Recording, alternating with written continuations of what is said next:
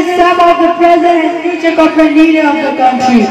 As you all know, we are celebrating the 53rd Defence Day. We celebrate this day in the memory of those soldiers who fought and died in the Indo-Pak War, but successful to make defense of Lahore and other important countries of Pakistan.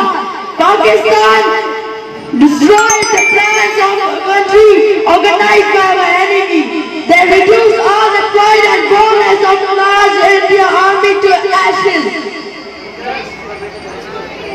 On 6 September 1965 at 3 a.m., Indian army attacked Pakistan from Lahore, Buki sector.